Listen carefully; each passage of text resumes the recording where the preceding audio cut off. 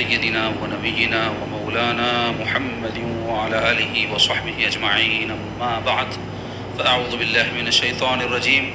بسم الله الرحمن الرحيم. قل لا أسألكم عليه أجرا إلا المودة في القربى. صدق الله مولانا العظيم. وقال تبارك وتعالى في عظمة حبيبه الكريم: إن الله وملائكته يصلون على النبي يا أيها الذين آمنوا صلوا عليه وسلموا تسليما. اللهم صل على سيدنا ومولانا محمد وعلى آله وصحبه وبارك وسلم. اللهم صل وسلم وبارك على حال محمد وعلى آل محمد. عزیزان گرامی، السلام علیکم ورحمۃ اللہ تعالی وبرکاتہ.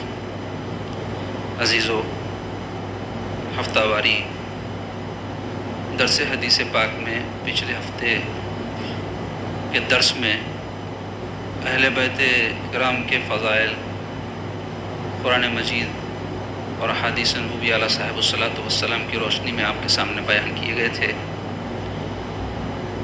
اور آج بھی انشاءاللہ تعالی اہل بیت کے حوالے سے ہی ایک حدیث پاک آپ کے سامنے بیان ہوگی، اور اس کے ضمن میں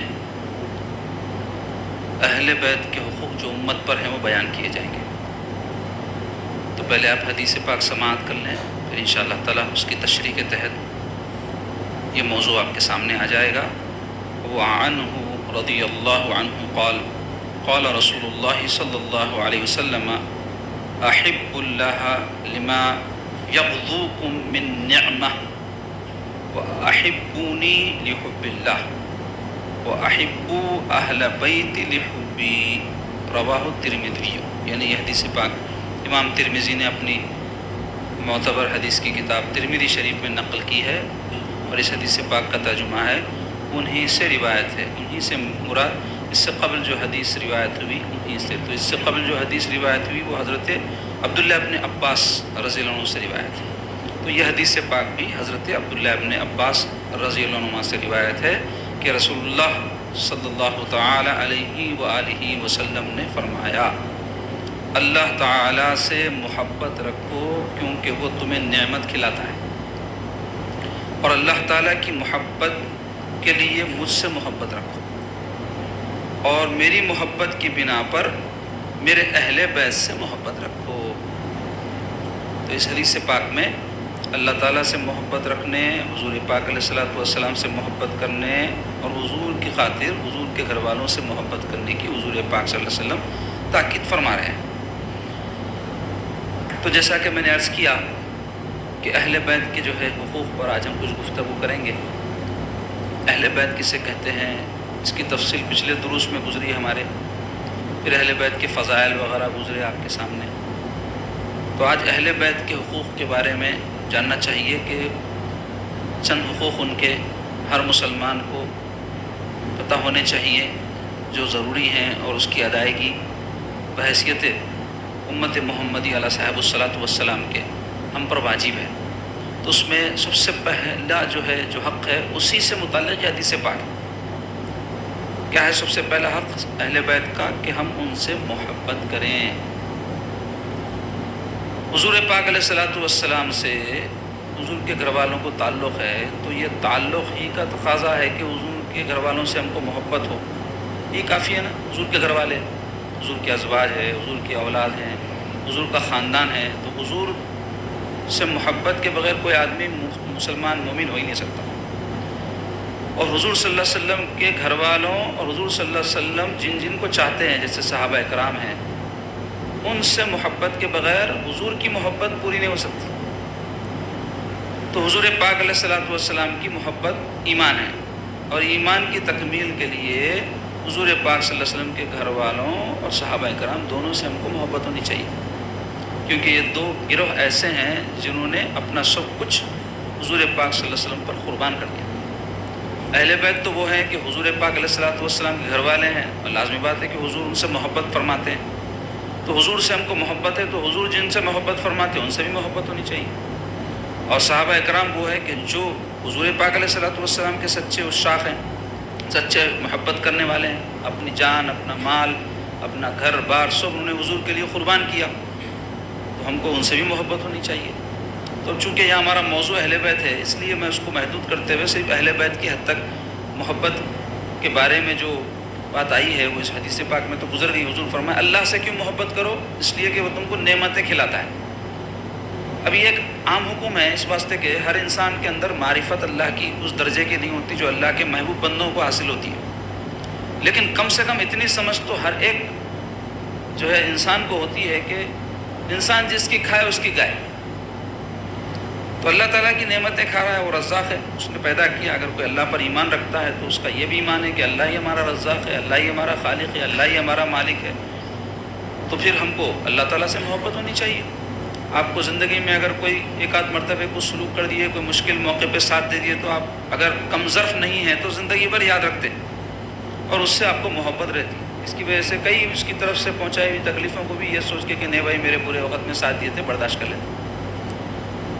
لیکن آپ کو جو مدد کرا، احسان کرا، وہ بھی بتوفیق الہی کرانا۔ اللہ تعالیٰ اس کے دل میں نہ ڈالے تو کہاں سے کرتا ہوں؟ نہیں تو اصل کرنے والی ذات تو اللہ ہی کی ہے، باقی سب ذرائع اسباب ہے۔ تو جو ذات آپ کو ہر طرح کی نعمتوں سے سرفراز فرما رہی ہے، آپ کو وجود بخشی، آپ کو حیات بخشی، آپ کو رزق دیتی ہے، آپ بیمار ہوتے ہیں، ہم بیمار ہوتے ہیں تو شفا دیتی ہے، مصیبتیں ہم پر آتی ہیں تو دور فرماتی ہے، ہماری کارساز ہے، ہماری حاجت روا ہے، تو ہم کو اللہ تعالیٰ سے کیسی محبت ہونا؟ تو پھر اگر نہیں ہے ایسی محبت تو پھر ہماری بندگی میں قصور ہے، ہم سچے بندے نہیں ہیں اللہ کے۔ اور یہ محبت صرف نعمتوں ہی کی وجہ سے نہیں ہونی چاہیے، بلکہ اللہ ہمارا اللہ ہے، ہم اس کے بندے ہیں، یہ نسبت ہے ہمارے میں اس میں۔ اب چاہے وہ ہم کو خوش رکھے نعمتیں دے کر یا ہم کو آزمائے کوئی تکلیف دے کر، دونوں صورتوں میں ہم کو اپنے رب سے محبت ہونی چاہیے۔ ایسا نہیں کہ ہم جو چاہتے ہیں وہ کام ہوتے جائیں، ہم جو چاہتے ہیں وہ ملتا جائے تب محبت کریں گے، تو یہ محبت کامل نہیں ہوگی۔ کامل محبت تو انبیاء کی محبت ہے جو اللہ سے تھی، اولیاء کی محبت ہے۔ تو ویسی محبت حاصل کرنے کی کوشش کرنی چاہیے، اس کے لیے اللہ تعالیٰ کی معرفت نصیب ہونا، اور معرفت کے لیے اللہ کے ایسے بندوں کی صحبت نصیب ہونا جن کی صحبت سے معرفت نصیب ہوتی ہے، اللہ سے محبت کرنے والے بندوں کی صحبت حاصل کرنا۔ تو اس سے کیا ہوتا ہے؟ اللہ تعالیٰ کی محبت دل میں پیدا ہوتی ہے۔ جیسی محبت رکھنے والے لوگوں کے ساتھ آپ رہیں گے ویسی محبت آپ کے دل میں پیدا ہوگی۔ اگر آپ کرسی کے پیچھے بھاگنے والے، اس سے محبت کرنے والوں کے ساتھ رہو، آپ کرسی کی محبت شروع ہو جاتی ہے۔ چانس لے کے دیکھیں گے میں بھی کارپوریٹر بنتا ہوں کیا، چانس لے کے دیکھیں گے گلی کا تو بھی لیڈر بن گیا تو بس ہے، یہ خواہش پیدا ہو جاتی ساتھ رہے تو۔ ایسے ہی سیٹوں کے ساتھ رہو، مال و دولت والوں کے ساتھ رہو، بڑے بڑے جو ہے وہ لوگ نمبراں بیان کرتے بھی 2 کروڑ 5 کروڑ 10 کروڑ، تو ہمارے دل میں بھی اب لالچ پیدا ہو، ارے نہیں بھائی 10 نے تو 10 لاکھ تو بھی آن دو، کروڑ نے تو 10 لاکھ تو بھی آ جانا، کچھ تو بھی کریں گے، ایسا رہتا۔ تو جس قسم کے واحد لوگوں کے ساتھ رہو واحد بن جاتے ہیں، گنڈوں کے ساتھ رہو گنڈا بنایا جاتا۔ تو ایسے ہی اہل دل اور اہل محبت لوگوں کے ساتھ رہو، آپ کے اندر بھی وہی خصلت پیدا ہوگی۔ اس واسطے اللہ سے محبت رکھنے والوں کے ساتھ رہے، تو اللہ تعالیٰ کی محبت جب دل میں پیدا ہوگی تو آدمی بے نیاز ہو جاتا۔ تو حکم ہو رہا ہے کہ اللہ سے محبت اس واسطے کرو کہ وہ اپنی نعمتیں تم کو کھلاتا ہے، نہیں کم سے کم نعمتوں کے واسطے تمہیں محبت کرو۔ کھا رہے ہیں پی رہے ہیں اس کی، تو جو کھلا رہا پلا رہا اس سے محبت ہونا چاہیے، فطرت انسان کو جو سلوک کر رہا اس کے ساتھ محبت ہونی چاہیے۔ پھر سرکار فرماتے ہیں کہ اور اللہ تعالیٰ کی محبت کے لیے ہم سے محبت کرو، یا اگر تم کو اللہ تعالیٰ سے محبت ہے تو مجھ سے ہی محبت ہونی چاہیے۔ اللہ تعالیٰ کو اگر تم چاہتے ہو تو مجھ کو بھی تم کو چاہیے کہ تم چاہو۔ اور فرماتے ہیں کہ میری محبت کی بنا پر میرے اہل بیت سے محبت رکھو، یعنی اگر تم کو واقعتاً مجھ سے محبت ہے، سرکار فرمائے، تو پھر میرے گھر والوں سے بھی تم کو محبت ہونی چاہیے۔ تو اس میں تاکید ہے محبت اہل بیت کی۔ اس کے علاوہ اور ایک حدیث پاک ہے، یوں تو اور بھی بہت ساری احادیث ہیں، ایک مشہور حدیث ہے جس میں سرکار پاک صلی اللہ علیہ وسلم فرماتے ہیں ادبوا اولادکم 3 خصال، اپنی اولادوں کو 3 عادتیں سکھاؤ۔ ادبوا، ادب سکھاؤ، یعنی تربیت کرو ان کی۔ آدمی کو ادب کیسے آتا؟ تربیت سے آتا۔ تو حضور پاک صلی اللہ علیہ وسلم فرماتے ہیں ان کی اس طرح سے تربیت کرو کہ 3 عادتیں ان میں ضرور پیدا ہوں۔ ایک فرماتے ہیں حب نبیکم، اپنے نبی کی محبت سکھاؤ، وحب اہل بیتی، اور اپنے نبی کے گھر والوں کی محبت سکھاؤ، وتلاوت القرآن، اور قرآن مجید کی تلاوت سکھاؤ، یعنی قرآن مجید صحیح پڑھنا، تجوید کے ساتھ پڑھنا، صحیح طریقے سے پڑھنا، تجوید کے بغیر نہیں آ سکتا۔ تو 3 عادتیں सिखाने का हुक्म दिया सरकार। अब आप सोच रहे होंगे मोहब्बत तो पैदा होती है, आदमी सीखता कैसे? मोहब्बत भी सिखाने की चीज़ होती है। क्यों? कई वक्त ऐसा होता, एक शख्स हमारे साथ एहसानात करते रहता, हमारे साथ उसने सलूक करते रहता, हमारा अच्छा चाहते रहता, हमारे पीछे लगा रहता, लेकिन हमको एहसास नहीं रहता। लेकिन ज़िंदगी में कभी ऐसा होता कि कोई एहसास दिलवा देते, अरे क्या हुआ मियाँ, तेरा बाप पूरी ज़िंदगी तेरे पीछे लगाया, तेरे को समझ में नहीं आया। अरे आओ भाई, भूल गया था, गफलत में मुब्तला था, बाप के एहसानात तेरे दबा हुआ था, लेकिन एहसास नहीं हो रहा था। कोई याद दिला देता, कोई जहन नशीन करवा देता। ऐसे ही ज़िंदगी में बहुत सारी चीज़ें जो सिखाना पड़ता। बड़े लोगों ने कहा है कि माँ का काम है कि अपने बच्चों को बाप की अहमियत सिखाए। बाप का काम नहीं अपनी अहमियत सिखाना। अगर बाप बोले मैं तेरा बाप हूँ, मैं ऐसा कर रहा हूँ वैसा कर रहा हूँ, तो अच्छा अब्बा ऐसा बोलता, सब कर रहे हैं बोलता, नहीं समझ में आता उसको। अम्मा बोलना, देख बेटा, देख बेटी, तेरा बाप पूरी ज़िंदगी लगा दिया तेरे पीछे, कितनी मेहनत करता, मुशक्क़त उठाता, कमाता, खून पसीना एक करता, लाता, पालता, ये समझाना। और बाप का काम क्या है? अम्मा की अहमियत सिखाना। बच्चों को बोलना, देखो तुम्हारी माँ तुम्हारे लिए उठती, कपड़े धोती, तुम्हारे खाना पकाती, तुम्हारा ख्याल रखती, तुम्हारा अच्छा बुरा करती। तो इससे क्या होता, औलाद के दिल में दोनों की अज़मत जमा हो जाती। अब यहाँ हाल ये है, शादियाँ होती, लड़ाई झगड़े शुरू हो जाते हैं। बच्चे जो है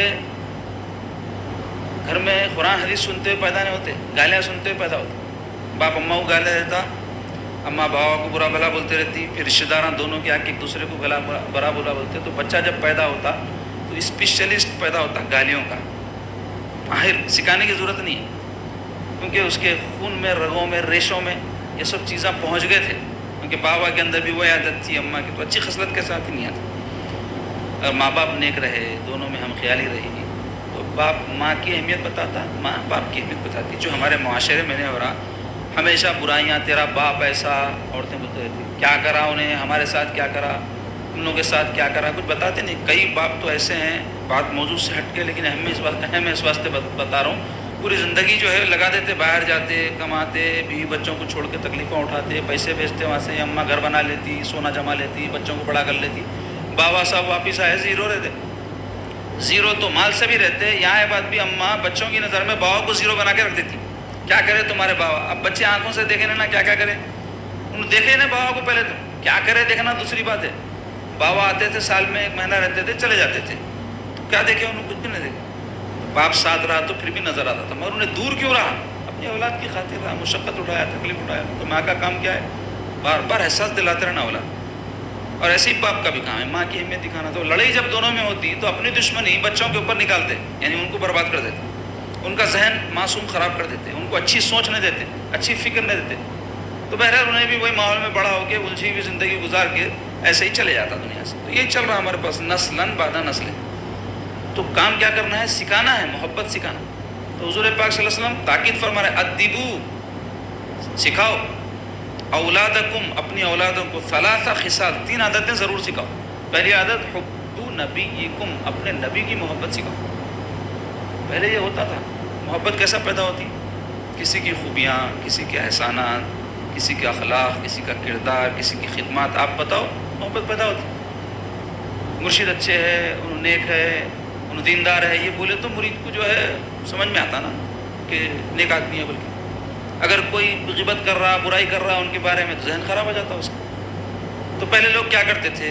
अल्लाह रसूल के बारे में, नेक लोगों के बारे में, औलिया अल्लाह के बारे में अपने बच्चों को जहन में बिठाते थे कि देखो ऐसे लोग रहते ही है, हमारे दीन की ऐसी खिदमत करे, नेक लोग है, तो कोई जहन में रहता था उनके बारे में। अब क्या कर रहे हैं? उनके बारे में शुक्र को शुबात पैदा कर देते। अगर नहीं भी करे शुक्र को शुबात, तो उनके लिए जैसा सिखाना है, उनके बारे में जैसा सिखाना है वो नहीं सिखा रहे। तो हुज़ूर पाक सल्लल्लाहु अलैहि वसल्लम के एहसानात जो उम्मत पर है, हुज़ूर का जो अखलाक है, हुज़ूर की जो फजीलत है, हुज़ूर का जो कमाल है, हुज़ूर की जो खूबियाँ हैं, हुज़ूर की उम्मत के लिए जो तकलीफ़ उठाने की ज़िंदगी है, वो बता रहे हैं। बच्चों को मालूम, कितने बच्चों को मालूम? बताए तो मालूम होगा, सिखाते नहीं। अम्मा को नहीं मालूम, नहीं क्या सिखाएंगी? बाबा को नहीं मालूम, नहीं क्या सिखाएंगा? उलमा का काम है समझ रहे हैं। अब ऐसे दर्स दुरुस जहाँ होते हैं, या सीरत पे बयानात होते, वहाँ भी नहीं लेके जाते। थिएटरों को ले जाते, पार्कों को ले जाते, होटलों को ले जाते, बाज़ारों को ले जाते, आवारागर्दी कराते, सब कराते, लेकिन जहाँ ले जाना है वहाँ नहीं ले जाते। करो जायज़ काम, तफरी वगैरह मना नहीं है, लेकिन ज़िंदगी नहीं है तफरी। ज़िंदगी के मसरूफियात से उकताहट पे कुछ देर के लिए, तब्दीली मिजाज के लिए तफरी है। तफरी के लिए दुनिया में नहीं आए हम। چلتے چلتے رستے میں تھک گئے تو تھوڑی دیر چبوترے پہ بیٹھ جاتے، روڈ سائڈ پہ بیٹھ جاتے، گاڑی سائڈ میں ٹھہرا دیتے، ویسا ہے وہ. لیکن اس کے واسطے پیدا ہوئے گا خالی، مگر ہم وہی سمجھے ہوئے عیش عشرت شادی میزبانی اچھلو کودو کھاؤ دعوتاں تفریحاں، یہی زندگی ہے. مگر سیکھنے اصل کیا ہے؟ ادیبوا اولادکم ثلاث خصال، محبت ڈالنا، سرکار کی محبت پہلے، وہ حب اہل بیتی، حضور فرماتے ہیں میرے گھر والوں کی محبت سکھاؤ. تو اس کے لیے ضروری ہے حضور پاک صلی اللہ علیہ وسلم کے گھر والے کون ہیں، کیا ان کے جو ہے خصائل تھے، کیسی ان کی ذوات گرامی تھی، کیسے ان کے عادات و اطوار تھے. پیش نظر ہے نا امت کے بچوں کے، مولا علی کے بارے میں، سیدہ فاطمہ کے بارے میں بچیوں کو معلوم ہے نا، ہیروئن کے بارے میں، کھلاڑیوں کے بارے میں، وہ ٹینس کھیلتی، وہ فٹ بال کھیلتی، وہ کبڈی کھیلتی، انہیں یہ کرتا، انہیں وہ گولا ڈالتا، یہ سب معلوم بچوں کو ہمارے. لیکن بی بی عائشہ کے بارے میں نہیں معلوم، بی بی خدیجہ کے بارے میں نہیں معلوم بچیوں کو ہمارے، سیدہ فاطمۃ الزہرا کے بارے میں نہیں معلوم، اور ہمارے نوجوانوں کو حسنین کریمین کے بارے میں نہیں معلوم، خالد بن ولید رضی اللہ عنہ کے بارے میں نہیں معلوم، حضرت ابوبکر و عمر عثمان رضی اللہ عنہ کے بارے میں نہیں معلوم. کتنی افسوسناک زندگی ہے. پھر مسلمان میں نے بڑے بڑے نام، بڑے بڑے باتاں، لیکن کردار دیکھو بالکل یہ ہستیوں کے مغائر ہے، ان کے طریقے کے ہٹ کر ہے. کیوں سکھائے نہیں، بتائے نہیں ہمارے ہیروز کون ہیں، ہمارے جو ہے مشعل راہ ہستیاں کون ہیں زندگی میں، کن کو ہم کو قدم پہ پیش نظر رکھنا ہے، بتا ہی نہیں، کہاں سے معلوم ہوتا. لیکن سرکار فرما رہے ہیں سکھاؤ. تیسرے قرآن کی تلاوت سکھاؤ. اس میں بھی کیا ہے، آئیں بائیں شہیں پڑھائے تھے، قرآن پڑھ لیا، میں قرآن پڑھ لیا، میں قرآن عمر بھر پڑھ لیتے رہنے کا ہے، کیا پڑھ لیا؟ کہ قرآن ایک خود ختم کر لے تو قرآن ختم ہوگا؟ نہیں، قرآن مومن کی زندگی ہے، زندگی میں مومن کے لیے رہنما ہے، قبر میں نور ہے، محشر میں شفاعت کرنے والا ہے. تو قرآن سے تعلق ہو، ختم کب ہوتا ہی نہیں، مرے بھی تو نہیں ہوتا، مر کے اٹھے بھی تو نہیں ہوتا. ایسا تعلق ہے قرآن مجید سے. تو ویسا تعلق پیدا کر رہے ہیں، تو اس کے لیے قرآن مجید صحیح پڑھنا سکھانا ماں باپ کی ذمہ داری اس واسطے ہے. اب انہیں اگر بغیر سیکھے بڑا ہو گیا تو بعد میں ٹائم نہیں ملتا اس کو، جیسا کہ ہم میں اکثر ہے، وہ نہیں مل رہا ٹائم، سیکھنا بھی چاہے تو نہیں سیکھ سکتے. لیکن اپنے پیسے سے کمانے کے ٹائم نکل جاتا، گھر بنانے کا ٹائم نکل جاتا. باوا کا گھر نہیں تھا، میں بھی گھر کے گرپو نہیں سوچتے، میں گھر بناتا ہوں. باوا کا گھر نہیں تھا تو کیا میں بناتا ہوں، میرے بچوں کے پاس رہنا. تو باوا کے پاس ایک چیز نہیں تھی اپنے کو ہونا بلکہ آرزو کر رہنا. تو باوا کو قرآن نہیں آتا تھا، اپنے کو آنا بلکہ کیوں نہیں کر رہی. میں قرآن بچپن میں نہیں سیکھ سکا، باوا سکھانا تھا نہیں سکھایا، یا میں سکھایا تو میں نہیں سیکھا. کئی ایسے رہتے نااہل رہتے، باوا اماں پیچھے بڑے بات بھی نہیں سیکھتے. اب سیکھ لے تو سمجھ میں آیا غلط کرا میں، کوئی عمر نہیں ہوتی علم سیکھنے کی، ایسا سوچتے. تو حضور فرما رہے ہیں سکھاؤ. تو یہ پہلے محبت اہل بیت کی، اور اہل بیت کی محبت حضور کی محبت کے واسطے، حضور کے گھر والے ہیں اس واسطے اہل بیت کی محبت ہمارے دل میں رہنا. دوسرا ان کا جو ہے حق کیا ہے، تعظیم توقیر اور اکرام کرنا، یعنی عزت کرنا، ان کا وقار قائم رکھنا. تو اس کے لیے ضروری ہے ان کے نام کی تعظیم ہونا، ان کے ذکر کی تعظیم ہونا، ان کی شخصیات کی تعظیم ہونا. تو ان کا ادب یہ ہے کہ ان کا نام جب لے تو تعظیم سے ان کا نام لینا، ان کا جو ہے تذکرہ جب کریں تو اس کے آداب ملحوظ رکھنا، توجہ سے سننا، بولنے والا ان کے حسب مراتب ان کے بارے میں گفتگو کرنا. یہ سب ان کی تعظیم و توقیر ہے. صحابہ اکرام کو دیکھو کیسی محبت اہل بیت سے کرتے تھے، کیسی تعظیم و تکریم ان کی کرتے تھے. حضرت سیدنا عباس رضی اللہ عنہ سرکار کے چچا ہیں. حضرت ابوبکر صدیق رضی اللہ عنہ جب ان کو دیکھتے تو سرکار کی مجلس میں حضرت عباس آ رہے ہیں تو اٹھ کے جگہ خالی کر دیتے تھے ان کے. اسی طرح حضرت عباس رضی اللہ عنہ اگر کوئی سواری پر کہیں تشریف لے جا رہے ہوتے، حضرت عمر اور حضرت عثمان رضی اللہ عنہ کے بارے میں آیا ہے کہ ان کو دیکھتے تو اپنی سواری پر سے اتر کے ٹھہر جاتے تھے، انہوں گزرے تک ایسی تعظیم کرتے. حضرت سیدنا علی کرم اللہ وجہ، حضرت عباس کیا ہوتے تھے، ان کے چچا ہوتے تھے نا، حضرت علی رضی اللہ عنہ کے، مولا علی کے، ان کے ہاتھوں کو چوما کرتے تھے سرکار علی حضرت عباس کے. معمولی بات ہے، کیسی تعظیم کرتے تھے سرکار سے نسبت کی وجہ سے. اس طرح حضرت ابوبکر صدیق رضی اللہ عنہ کے بارے میں آیا ہے کہ ایک مرتبہ حضرت علی اور حضرت امام حسن رضی اللہ عنہ جا رہے تھے. حضرت ابوبکر ان کو دیکھ کر ٹھہر گئے اور حضرت امام حسن کو تکنے لگے.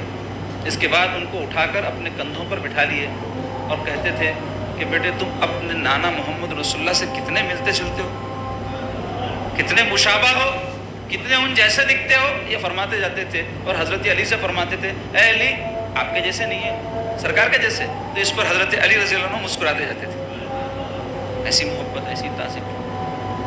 اس کے علاوہ جو ہے ایک مرتبہ حضرت عمر رضی اللہ عنہ کے زمانے میں فتوحات ہوئی، خلافت کا زمانہ تھا، بہت کثیر رقم جو ہے مال غنیمت کے طور پہ آئی خزانے میں، تو آپ کیا کیے، وظائف مقرر کیے ان لوگوں کے جو بدر کی جنگ میں شریک ہوئے تھے، جو احد کی جنگ میں شریک ہوئے تھے۔ حضرت عمر رضی اللہ عنہ بڑے زبردست منتظم تھے، کوئی بھی چیز کو کیسا کرنا ہے بہترین جانتے تھے۔ تو وہ مال آیا تو جو لوگ خدمات انجام دیے اس زمانے میں جب اسلام کو سخت ضرورت تھی، تو ان کے لیے آپ وظائف مقرر کی۔ تو حضرت عبداللہ ابن عمر جو حضرت عمر کے صاحبزادے، ان کے لیے 1000 روپیہ اس زمانے کا 1000 دینار یا درہم مقرر کیے، اور حضرت امام حسن و حسین رضی اللہ عنہ کے لیے 2000 مقرر۔ تو حضرت عبداللہ بن عمر کو خیال آیا کہ حضرت امام حسن و حسین حضور کے دنیا سے تشریف لے گئے، چھوٹے بچے تھے، 5-7 سال کے تھے ہوں گے دونوں، 1 سال کا فرق ہے دونوں بھائیوں میں، حضرت امام حسن 1 سال بڑے، حضرت امام حسین 1 سال چھوٹے۔ روایت میں آیا کہ 7 سال حضرت امام حسن کی عمر تھی جب حضور دنیا سے تشریف لے گئے۔ تو اس وقت سرکار کے زمانے میں کوئی جنگ میں شرکت نہیں کرے دونوں شہزادے، لیکن عبداللہ ابن عمر رضی اللہ عنہ بعض جنگوں میں شریک ہوئے تھے، بڑے تھے ان سے 5-10 سال۔ تو ان کو خیال آیا کہ بھائی میں تو جنگوں میں شریک ہوا، اس واسطے میرے کو وظیفہ ملا، یہ لوگ تو جنگ میں شریک بھی نہیں ہوئے، تو اب دیے تو میرے کو ان سے زیادہ دینا چاہیے تھا، الٹا کر دیا، بولے میرے کو کم، ان لوگوں کو تو زیادہ دے دیا۔ اپنی والدہ سے اس کا ذکر کیا، تو ان کے والدہ بولے میں آپ کے والد صاحب سے بات کرتی ہوں۔ کون؟ حضرت عمر کی زوجہ۔ سیدنا عمر فاروق جب گھر پہ آئے تو آپ کی زوجہ حضرت عبداللہ بن عمر کی والدہ جو ہے کہنے لگی حضرت عمر سے، جی بچہ ایسا ایسا بول رہا تھا، بولتے اب ناراض ہو گئے، بولے بلاؤ اس کو، کہا ہے کیسا بولا انہیں، بلائے کہ پوچھے کیا بات ہے، تو بولے نہیں میرا یہ خیال ہے کہ میرے کو زیادہ ملنا چاہیے تھا، حسن حسین رضی اللہ عنہ میرے سے عمر میں کم بھی ہے، جنگوں میں شریک بھی نہیں ہوئے، آپ ان کو کم زیادہ دے دیے، میرے کو کم دیے۔ تو یہ سنتے ہی آپ فرمائے مجھے بتا کہ تیری خالہ کا نام زینب ہے کیا، تیری خالہ کا نام ام کلثوم ہے، تیری خالہ کا نام رقیہ ہے، تیری ماں کا نام فاطمہ ہے، تیرے باپ کا نام علی ہے، تیرے نانا کا نام محمد ہے، تیری نانی کا نام ختیجہ ہے، نہیں ہے، تو پھر تو کیسا اپنے آپ کو ان کے مقابلے میں کھڑا کرا؟ اللہ اکبر، یہ لحاظ تھا، یہ تعظیم تھی، یہ محبت تھی، یہ احترام تھا ان لوگوں کے دل میں۔ اس واسطے اللہ تعالیٰ ان کے مراتب بڑھایا، اعمال کی وجہ سے نہیں ہے، ان کی سرکار سے یہ محبت، یہ جو ہے تعلق اور یہ قلبی ان کی کیفیت کی وجہ سے۔ اور ایسے بے شمار واقعات ہیں جس میں اہل بیت کی تعظیم صحابہ کرام کیسے کیا کرتے تھے، ہم کو ملیں گے، وہ اس کی تفصیل بڑی ہے، لیکن ایک حق کیا ہے اہل بیت کا کہ ان کی تعظیم و توقیر کرام ہمارے دلوں میں ہو۔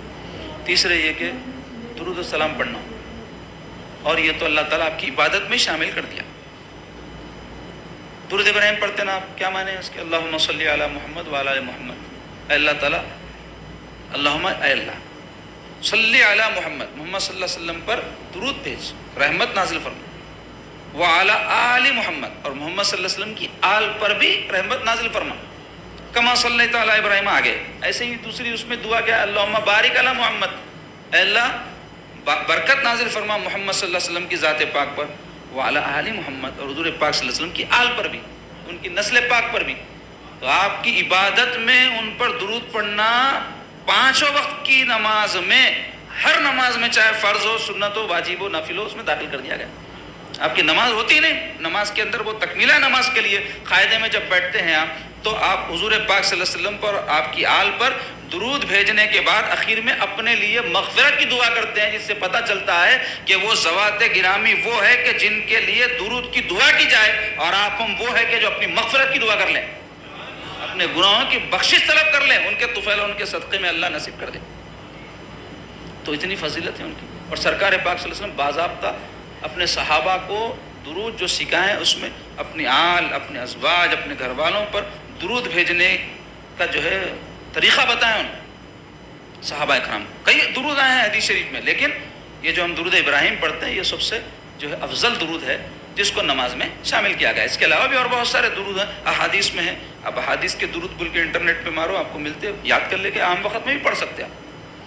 تو درود پڑھنا ان کا حق ہے۔ اس کے علاوہ ان کے بارے میں فضیلت کا اعتقاد رکھنا، یعنی وہ امت میں افضل ترین لوگ ہیں اہل بیت اطہار، سرکار پاک صلی اللہ علیہ وسلم کے ازواج، حضور کے بچے، حضور پاک صلی اللہ علیہ وسلم کے خاندان کے لوگ، تمام امت میں افضل ترین شخصیات۔ البتہ اہل سنت والجماعت کے نزدیک ترتیب خلافت کے اعتبار سے فضیلت کے ہم قائل ہیں۔ مجموعی طور پہ سارے اہل بیت کی فضیلت ایک طرف ہے، اس کا انکار نہیں ہے، لیکن حضور پاک علیہ الصلوۃ والسلام کے بعد سب سے افضل ترین جو ذات پاک ہے وہ حضرت ابوبکر صدیق رضی اللہ عنہ، اس کے بعد سیدنا عمر فاروق. یہ ترتیب خلافت ہے. اہل سنت الجماعت کے نزدیک اسی ترتیب کے اعتبار سے خلافت کی فضیلت کے ہم قائل. تو اس بارے میں قرآن مجید میں آیات ہیں جو ان کی فضیلت پہ اہل بیت کی آئی ہیں. آیت مودت پچھلے درس میں بیان کرا میں, اور آج کی جو ہے تقریر سے قبل بھی میں وہ آیت پاک کو پڑھنے کی سعادت حاصل کیا. قل لا اسألکم علیہ اجرا الا المودۃ فی القربى, آپ فرما دیجئے میں تم سے اپنے تبلیغ دین پر کوئی اجرت نہیں مانگتا سوائے اس کے کہ تم اقربا سے محبت کرو, یعنی میرے اقربا سے. اس کے علاوہ آیت تطہیر ہے جس میں اللہ تبارک و تعالیٰ نے اہل بیت کے پاک اور صاف کیے جانے کا ذکر فرمایا ہے. آیت مباہلہ ہے جس کی تفسیروں میں آیا ہے کہ حضرت علی, حضرت فاطمہ الزہرا رضی اللہ تعالیٰ عنہ اور حسنین کریمین کی اس میں فضیلت بیان ہوئی ہے. تو یہ ساری قرآن کی آیات, پھر احادیث میں آج جو حدیث پڑھا وہ, اور اس سے قبل کے درس میں جو حدیث گزری وہ, اور حدیث سے پاک کی شاید ہی کوئی کتاب ایسی ہوں گی جس میں اہل بیت کے فضائل بیان ہوئے. تو اس سے پتہ چلتا ہے کہ بڑی فضیلت والی ہستیاں ہیں. ان کی فضیلت اور ان کے عظمت ہمارے دل میں ہونی چاہیے. اور ایک ان کا حق کیا ہے, ان کی اقتداء کرنا. اقتداء بولتا ہوں ان کی پیروی, ان کی زندگیوں کو قدم قدم پہ اپنے پیش نظر رکھنا. سرکار پاک صلی اللہ علیہ وسلم کی ازواج کی زندگیاں کہ کیسے جو ہے حضور پاک صلی اللہ علیہ وسلم سے محبت وہ کرتی تھی, کیسے حضور کی خدمت کی, کیسے دین کی خدمت کی, کیسا علم حاصل کی. سیدہ عائشہ, بی بی خدیجہ, اعلان نبوت کے بعد سرکار پاک صلی اللہ علیہ وسلم کو جب تکالیف اور مصیبتیں پہنچی تو ویسے وقت میں کیسی جو ہے حضور پاک صلی اللہ علیہ وسلم کی معاون, کیسے حضور پاک صلی اللہ علیہ وسلم کی محبوبہ, کیسے حضور پاک صلی اللہ علیہ وسلم کی خادمہ بن کے وہ پیش ہوئیں. بی بی خدیجہ, اٹھاؤ کہ پڑھو سیرت کی کتاب میں بی بی خدیجہ کے احوال پڑھو, ایسی سرکار پاک صلی اللہ علیہ وسلم کی خدمت کی. ایسے سیدہ عائشہ صدیقہ رضی اللہ تعالیٰ عنہ, بی بی ام سلمہ رضی اللہ تعالیٰ عنہ, اور دیگر جو ازواج مطہرات ہیں ان کے بارے میں پڑھو. سرکار پاک صلی اللہ علیہ وسلم کی اولادوں میں سیدہ زینب, بی بی ام کلثوم, بی بی رقیہ, اور سب سے بڑھ کر سیدہ فاطمہ الزہرا سیدۃ النساء العالمین. سرکار نے فرمایا تمام عورتوں کی آپ سیدہ ہیں, جنتی عورتوں کی سردار ہیں. ان کی کیسی پاکیزہ زندگی, کیسی ان کی سخاوت, کیسی ان کی عبادت, کیسی ان کی سرکار کی خدمت, کیسی سرکار سے محبت, اور حضور کو ان سے کیسی محبت کہ حضرت عمر فاروق رضی اللہ عنہ سرکار کے دنیا سے تشریف لے جانے کے بعد بی بی فاطمہ سے کہا کرتے تھے اے فاطمہ آپ سے زیادہ کوئی حضور کے نزدیک محبوب نہیں تھا, اور حضور کے بعد میرے نزدیک آپ سے زیادہ کوئی محبوب نہیں ہے. ایسی سرکار کی شہزادی, ان کی زندگی پیش نظر نہیں ہے. کیسی سرکار کی صاحبزادی اپنے زوج یعنی حضرت علی رضی اللہ عنہ کی خدمت کیا کرتی تھی, کیسے اپنے شہزادوں کی پرورش کیا کرتی تھی. آج یہ سب نہیں ہونے سے بچیوں کی شادیاں ہو جا رہی, ان کو نہیں معلوم شوہروں کے ساتھ کیسا رہنا ہے. کیونکہ ڈرامے دیکھ رہے ہیں نا, تو ڈراموں میں شوہروں کے ساتھ ہائے ہلو کی زندگی رہتی, سنجیدہ زندگی نہیں رہتی. اس کے اندر ایک رخ خالی زندگی کا بتاتے. زندگی کے بہت سارے رخ ہیں, اچھے برے وقت آتے ہیں انسان پہ, تنہائی ہوتی, کبھی پریشانی ہوتی, کبھی خوشی رہتی, کبھی تنگی رہتی معاشی, کئی زندگی میں مسائل آتے. وہ سب کے ساتھ زندگی ہے. تو یہ سیریلوں میں وہ سب نہیں بتاتے. سیریلوں میں آہا ہو ہائے ہلو چلتا خالی, اچھے کپڑے, ڈانس, گانے, وہ دیکھ کے ہمارے مسلمان قوم کے بچیاں بھی ویسی بننا چاہ رہے ہیں. اس واسطے زندگیاں نوست بھرے, لعنت بھرے ہو گئے. بلکہ تو زندگی کس کے سامنے رہنا, سیدہ کائنات کی زندگی سامنے رہنا, خدیجۃ الکبریٰ کی زندگی سامنے رہنا, سیدہ عائشہ کی زندگی سامنے رہنا, ازواج سرکار کے بنات, سرکار کی شہزادیاں, ان کی زندگیاں پیش نظر رہنا. تو ان کی اقتداء کی جائے. اللہ تعالیٰ اس واسطے ان لوگوں کو ہمارے بیچ میں بھیجا تھا کہ ان کی زندگیوں کو پیش نظر رکھ کے ہم زندگی گزاریں تاکہ دنیا آخرت دونوں کامیاب ہو. تو اب یہاں دنیا میں بھی ہم رسوا ہو رہے ہیں, ذلیل ہو رہے ہیں, شرمندہ ہو رہے ہیں, اور آخرت کی ٹھکائی تو ہے ہی صحیح باقی ہے. تو مردوں کے لیے مولا علی, سیدنا عباس, حسنین کریمین, خاص طور پر نوجوانوں کے لیے حضرت امام حسن کی زندگی دیکھو. امت کی خاطر جو ہے آپ صلح کر لیے, چاہتے تو پوری جماعت صحابہ کی تھی, لڑتے رہتے تھے اپنے اقتدار کے لیے, قربانی دے دیے. حضرت امام حسین اپنی جان اپنے نانا کے دین کے لیے قربان کر دیے. دیتے کچھ بھی, آج 100 روپے خرچ کر بولتے مت کے نہ نکلتے اللہ کی راہ میں. ضرورت مندوں کو دو, دین کے لیے دو, یا کچھ بھی کام کو دیو بولے دو. ہزاروں روپے عیاشی میں خرچ ہوں گے اپنے نوجوانوں کے. گاڑیاں ہونا, مہنگے فونا ہونا, اور برانڈڈ کپڑے ہونا, سب عیاشی پہ خرچ ہوا ہوگا. جب نہیں بکتا بیکار ہے. دین کے لیے دو, ماں باپ کے لیے دو, رشتہ داروں میں ضرورت مندوں کو دو, کوئی خیر کے کام میں دو بولے تو حساب کتاب شروع ہو جاتا. کیسا ہوں گا, وہ دیے تو یہ کیسا چلیں گا, وہ کرے تو یہ کیسا ہوں گا, وہ سوچتے.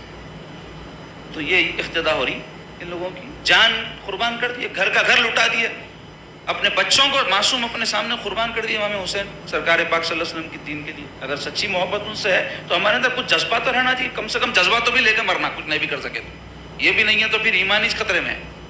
اس کے علاوہ ان کے ذکر خیر کا ہمیشہ اہتمام کرنا, اپنے نسلوں کو ان کا تذکرہ سنانا, ان کے احوال سنانا, ان سے واقف کروانا, خود واقف رہنا پڑتا ہے اس کے واسطے, معلوم رہنا ان لوگوں کی خدمات, ان کے واقعات, تاکہ موقع کی مناسبت سے کسی کو بتا سکے, یا کم سے کم اہل علم لوگوں کو جو ہے بلا کے ان کے تذکرے کروانا. خالی جلسے کے حد تک نہیں, بلکہ مقصد یہ رہنا اس پہ عمل کیا جائے, ان کی اقتداء کی جائے, ان کی اتباع کی جائے, یہ مقصد سے ہو. اس کے علاوہ آخری بات یہ کہ اہل بیت اور سرکار پاک صلی اللہ علیہ وسلم کے گھر والوں کی خاطر سادات اکرام کا احترام, ان کا ادب, ان سے محبت, ان کی خدمت کا جذبہ رہنا. کیونکہ سادات کون ہے؟ سید کی جمع ہے. سید بول تو اصل میں بولتے سردار. تو رسول پاک علیہ الصلوۃ والسلام تمام کائنات میں سب کے سردار ہیں, اور حضرت سیدنا علی رضی اللہ عنہ حضور پاک صلی اللہ علیہ وسلم کے چہیتے داماد, اور وہ خاندان بنو ہاشم سے تعلق رکھتے ہیں, وہ بھی سردار ہیں. حضور کا سارا جو گھرانہ ہے وہ سید ہے, سردار ہے. لیکن اب عرف میں سید جب کہتے ہیں تو حسنین کریمین کی اولادوں کو بولتے ہیں. یہ خاص ہو گیا آپ ہمارے ملک میں, بلکہ بہت سارے دنیا کے حصوں میں سید سے مراد بعض وقت جو ہے بنو ہاشم سے کوئی فرد لیا جاتا ہے, لیکن اکثر جو ہے حسنی یا حسینی اگر کوئی نسل سے تعلق رکھتا ہے تو اس کو سید کہتے ہیں. یا پھر اگر خاندان بنو ہاشم سے بھی کوئی تعلق رکھتا ہے تو زکوٰۃ اس پر حرام ہے, زکوٰۃ نہیں دے سکتا, نہ اس کو زکوٰۃ دی جا سکتی, اگر کوئی دیا تو ادا نہیں ہوتی. تو ویسی صورت میں وہ سارے لوگ سرداری ہیں, تو ان کا احترام ہمارے دل میں ہونا. ہمارے زمانے میں بھی اگر کوئی سید ہیں اور ہے, ان کا احترام رہنا دلوں میں, ان کا ادب کرنا, ان کی تعظیم کرنا, ان کی خدمت کرنا. اب ان کو زکوٰۃ تو نہیں دی جا سکتی, لیکن بہت سارے ایسے سادات ہیں جو بیچارے غریب ہیں, معاشی طور پہ پریشان ہیں, اب زکوٰۃ بھی نہیں ملتی ان کو, تو جانا تو کدھر جانا. تو امتیوں کا کام ہے سرکار کے حضور کی محبت کی خاطر ان کے ساتھ مالی جو ہے تعاون کرنا, اور ان کی عزت اور احترام کو باقی رکھتے ہوئے, ایسا نہیں کہ دے کے جو ہے احسان جتا رہے ہیں یا دے کے بتا رہے ہیں کہ ہم ان کے ساتھ کچھ کریں. نہیں, سرکار پہ خرچ کرے تو ہم کو جو ہے بتانا ہے کہ اللہ جانے رسول جانے. تو ایسے ہی سرکار پاک صلی اللہ علیہ وسلم کی آل پہ خرچ کرے, ان کی اولاد پہ خرچ کرے, تو ہم کو دنیا کو کیا بتانا ہے جی. اللہ رسول خوش ہو گئے تو بس ہمارے سے دنیا آخرت کامیاب ہو جاتی, دنیا میں برکت ہو جاتی, آخرت میں مغفرت ہو جاتی. تو ان کے ساتھ حسن سلوک کرنا, اور جو بھی سرکار کی آل اور ان سعادات کے ساتھ احترام کا معاملہ کرتے ہیں, اللہ تعالیٰ کے پاس بہت اس کا اجر ہے. ایک واقعہ اس سلسلے میں بیان کر کے اس موضوع پر گفتگو ختم کرتا ہوں. ایک سید زادی تھے, عراق میں رہتے تھے, ان کے شوہر کا انتقال ہو گیا, بہت سارے بچے تھے ان. اب شوہر نے راتوں غربت آ گئی, پریشان ہو گئے, مفلوق الحال ہو گئے, معاشی طور پہ پریشان ہونے کی وجہ سے اپنا مقام چھوڑ کے دوسرے شہر کو چلے گئے, خراسان یا کوئی اور شہر تھا. وہاں جو ہے جانے کے بعد لوگوں سے پوچھے کہ بھائی یہاں کوئی ایسے لوگ ہیں جو ہم غریبوں کی مدد کر سکے, ہم محتاجوں کی مدد کر سکے, ہم سرکار کے حال سے تعلق رکھتے ہیں, سادات ہیں, ہم کسی کے آگے جا کے ہاتھ پھیلانا نہیں چاہ رہے ہیں, لیکن انہیں ہمارا خیال کر لینا, ایسا کوئی رہنا. تو اس پر جو ہے کوئی بولے بھائی دو لوگ ہیں, ایک مسلمان ہے, غیر مسلم ہے. مسلمان تو یہاں کے جو حاکم ہیں وہ بڑے دولت مند بھی ہے, سخی بھی ہے, آپ جا کے دیکھو ان کے پاس اور بولو آپ جو بھی آپ کے حالات ہیں انہوں مدد کرے تو کر دیں گے آپ. اور دوسرے غیر مسلم مجوسی ہے, یہ نصرانی ہے, کرسچن ہے, تو انہوں بولے بھائی کرسچن کے پاس کہیں کو جانا, مسلمان کے پاس ہی جانا. تو انہوں جا کے حاکم سے جو ہے اپنا سارا حال سنایا اور بولے کہ میرا تعلق جو ہے بنی ہاشم کے خاندان سے ہے, میں سعادات ہوں. تو یہ سن کے جو ہے وہ حاکم صاحب کہنے لگے کہ بھائی اس کا ثبوت کیا ہے آپ کے پاس, کیا پروف ہے حضور کی آل سے.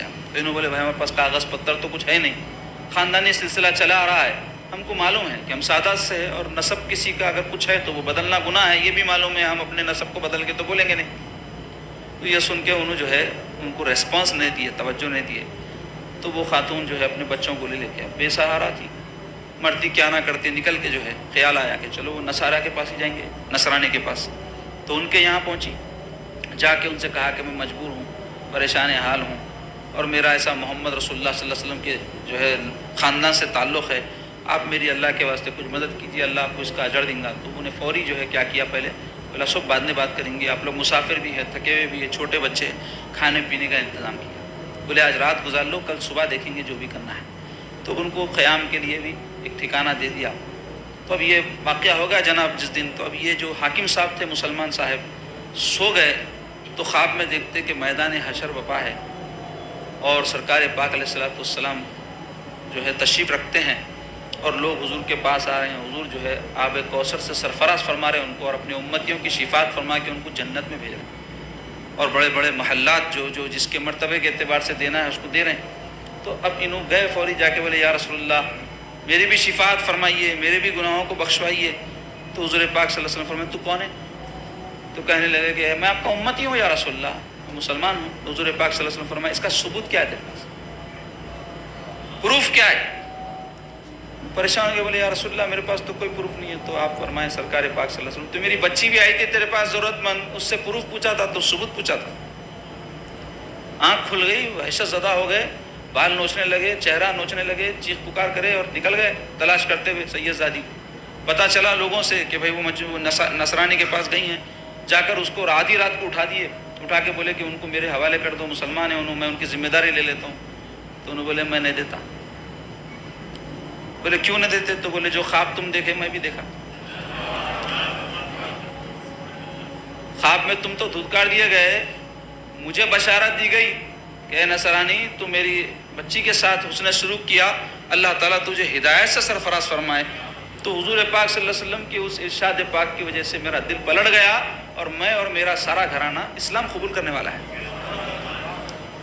اور تم جو ہے دیکھنے کے بعد میں سب تماشا یہ آئے میرے پاس اور میں غیب کا سودا کرا تھا، بولے بغیر دیکھے میں یہ چیز کو قبول کیا ہے۔ تو یؤمنون بالغیب کا مرتبہ بڑا ہے ہمارے پاس، غیب پر ایمان لانے۔